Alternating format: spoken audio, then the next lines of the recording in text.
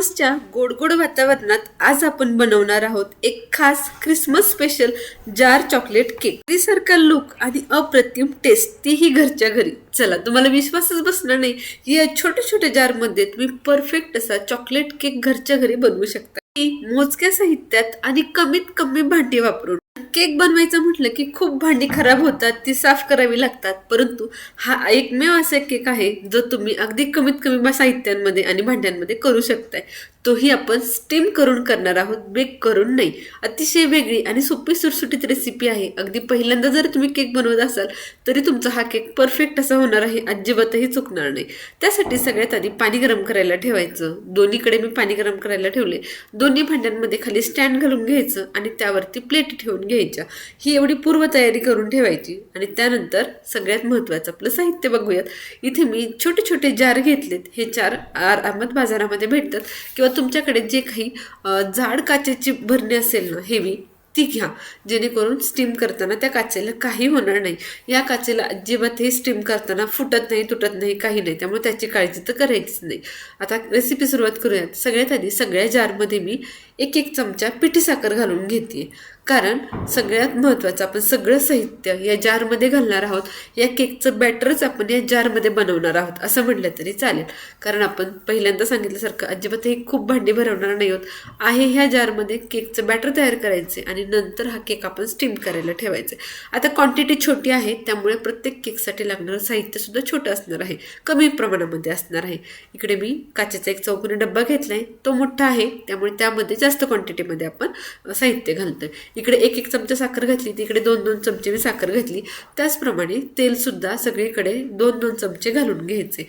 2 चमचे तेल प्रत्येक जारमध्ये घातले आणि मोठ्या भांड्यामध्ये मात्र 3 ते 3.5 चमचे तेल घातले. तेल आणि पिठी साखर छानपैकी एकजीव करून घ्यायची. त्यानंतर यामध्ये घालायचा आहे तो मैदा. प्रत्येक जारमध्ये मी 2-2 चमचे मैदा घालून घेते. आता हे प्रमाण माझ्या जारची जशी हाईट आहे, जसं साईज आहे त्याप्रमाणे आहे. हे जर तुम्ही मोठं जार घेतला तर साहित्य थोडंफार वाढवू शकता. मोठ्या चौकोनी डब्यामध्ये सुद्धा मी 3 चमचे मैदा घालून घेतला. आता सगळ्यात महत्त्वाची आपली कोको पावडर. ही सगळ्या जारमध्ये मी अर्धा चमचे ते पाऊण चमचे घालून घेतली. मोठ्या जारमध्ये मी 2 चमचे घालून घेतली. आता बेकिंग सोडा आणि बेकिंग पावडर घालायची आहे. बेकिंग पावडर पाव चमचे आणि बेकिंग सोडा अगदी चिमूटभर प्रत्येक जारमध्ये घालून घ्या. प्रमाणही किती इंटरेस्टिंग आहे ना. एरवी करताना आपण चमच्याच्या अंदाजाने करतो आणि हे मिनी केक आहेत ते अतिशय सुंदर असे चिमूट आणि पाव चमच्याच्या अंदाजाने चाललेत. आता सगळं साहित्य घालून झालंय. सगळ्यात शेवटी घालायचं आहे ते दूध. प्रत्येक जारमध्ये 3-3 चमचे दूध घाला. अंदाजे घातलं तरीही चालेल. आणि जर तुम्हाला मिक्स करताना वाटलं दुधाचं प्रमाण थोडंसं कमी आहे, बॅटर थोडंसं घट्ट वाटतंय, तर थोडंसं दुधाचं प्रमाणही तुम्ही वाढवू शकता. त्याप्रमाणे आपलं नेहमीचं केकचं बॅटर असतं त्याप्रमाणे अगदी सिल्की स्मूथ असं बॅटर याचं करून घ्यायचं. आता केक तुम्हाला जर जास्त गोड आवडत असेल तर 1 चमचा साखर घालण्याऐवजी 1.5 चमचे साखर घातली तरी चालेल. तुमच्या गोडीप्रमाणे तुम्ही साखर घालू शकता, फक्त खूप जास्त घालू नका. चला, आता सगळे मी जारमधले बॅटर मिक्स करून घेतलेत. डब्यामधलं सुद्धा बॅटर याच पद्धतीने मिक्स करून घेते. डब्यामध्ये जरा दूध मला कमी वाटलं होतं म्हणून थोडंसं दूध घालून मी डब्यामधलं बॅटर सुद्धा छानपैकी फेटून घेतले. आता सगळ्यात महत्त्वाचं, सगळे जार छानपैकी बोटाने क्लीन करून घ्यायचे. कारण ज्या वेळेला हा केक आपला स्टीम होतो, छानपैकी फुगून वरती येतो, त्यावेळेला हे कडचं बॅटर अजिबातही व्यवस्थित दिसत नाही. त्यामुळं अगदी परफेक्ट लुक येण्यासाठी जार छान बोटाने स्वच्छ करून घ्या. बोटाने, टिश्यू पेपरनी, कशानेही तुम्ही छान काढून घेऊ शकता बॅटर. मी आवर्जून बोटाने करते कारण ते बॅटर वाया जाऊ नये म्हणून मी त्याचमध्ये परत ते बॅटर घालून टाकते. या पद्धतीने सगळे आपले जार तयार झालेत. आता सगळ्यात महत्त्वाची गोष्ट, सगळ्या जारचे जे काही झाकणं आहेत ते अगदी टाईट आहेत, ते व्यवस्थितपणे पॅक लावून घ्यायची. तुम्हाला शक्य असेल तेवढं तुम्ही टाईट झाकणाचा डब्बा जार वापरा, जेणेकरून वाफवताना त्याच्यातून एअर अजिबातही बाहेर जाता कामा नये. चला, आता छानपैकी उकळी आली आहे पाण्याला, छान वाफ आलेली असावी ज्या वेळेला तुम्ही जार भांड्यामध्ये ठेवणार आहात वाफवण्यासाठी. वाफ जर आलेली नसेल तर ठेवू नका, चांगली दणदणून वाफ येऊ द्या आणि त्यानंतरच ठेवा.